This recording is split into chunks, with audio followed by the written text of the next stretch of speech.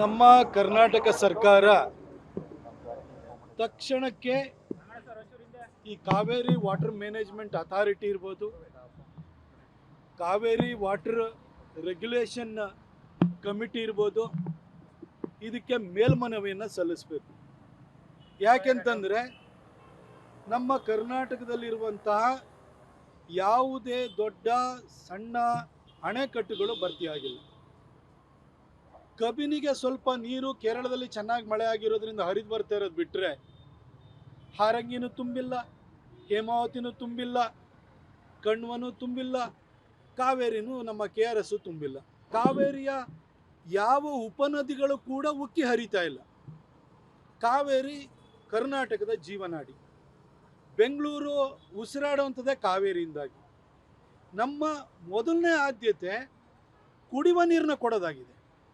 ನಮ್ಮಲ್ಲೇ ನಮ್ಮ ಮುಖ್ಯಮಂತ್ರಿಗಳು ಈ ಸರಿ ಬೆಳೆ ಬೆಳೆಯೋದನ್ನು ಸ್ವಲ್ಪ ಡಿಲೇ ಮಾಡಿ, ನೀರು ಸಿಗ್ತಾ ಇಲ್ಲ, ಬಂದಿಲ್ಲ, ಒಳಹರಿವು ಕಮ್ಮಿ ಇದೆ ಅಂತ ರೈತರಿಗೆ ಅಡ್ವೈಸ್ ಕೊಟ್ಟಿದ್ದಾರೆ.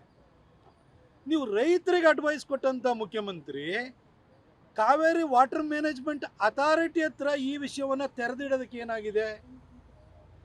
ಅಲ್ಲಿ ತಮಿಳ್ನಾಡಲ್ಲಿ ಹಿಂದೆ ಸ್ಟಾಲಿನ್ ಇದ್ದರು, ಆವಾಗಲೂ ಕೂಡ ನೀವೊಂಥರ ಕಾಂಗ್ರೆಸ್ಸಲ್ಲಿ ಒಂಥರ ಜೋಕರ್ ಕಾರ್ಡ್ ಇದ್ದಂಗೆ ಎಲ್ಲ ಕಡೆ ಫಿಟ್ ಆಗುತ್ತೆ. ಯಾರಿಗೊಂದು 3, 4, 5 ಕಮ್ಮಿ ಆಗ್ತಾರೆ, ಅವ್ರ ಜೊತೆ ಹೋಗಿ ಕಾಂಗ್ರೆಸ್ ಸೇರ್ಕೊಳ್ಳುತ್ತೆ. ಈಗ ವಿಜಯ್ ಬಂದಾದ್ಮೇಲೆ ವಿಜಯ್ಗೆ ಒಂದಷ್ಟು ಕಮ್ಮಿ ಆಯಿತು, ನಿಮ್ದೊಂದು 5 ಹೋಗಿ ಅಲ್ಲಿ ಸೇರಿಸ್ಕೊಂಡ್ರಿ. ನೀವೊಂದು ಜೋಕರ್ ಕಾರ್ಡ್ ತಮಿಳ್ನಾಡಿಗೆ.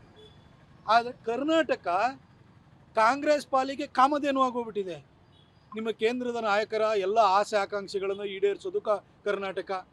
ನಿಮ್ಮೆಲ್ಲ ವ್ಯವಹಾರಗಳಿಗೆ ಪುಷ್ಟಿನ ಕೊಡ್ತಾ ಇರುವಂಥದ್ದು, ಒಳ್ಳೆ ಫಲವತ್ತಾದ ಭೂಮಿ ಇರುವಂಥದ್ದು, ನಿಮ್ಮ ರಿಯಲ್ ಎಸ್ಟೇಟ್ ದಂಧೆಗೆ ಒಳ್ಳೆ ಅವಕಾಶ ಮಾಡಿಕೊಟ್ರದು ಕರ್ನಾಟಕ. ಎಲ್ಲ ರಾಜ್ಯದ ರಾಜಕಾರಣಿಗಳು ಬಂದು ಫಾರ್ಮ್ ಹೌಸ್ ಮಾಡ್ಕೊಳ್ಳೋದು ಕರ್ನಾಟಕದಲ್ಲಿ. ನಾನು ಕಾಂಗ್ರೆಸ್ನವರಿಗೆ ಕೇಳಲಿಕ್ಕೆ ಬಯಸ್ತೀನಿ, ನೀವು ಕರ್ನಾಟಕದ ಹಿತರಕ್ಷಣೆ ಮಾಡೋದು ಯಾವಾಗ?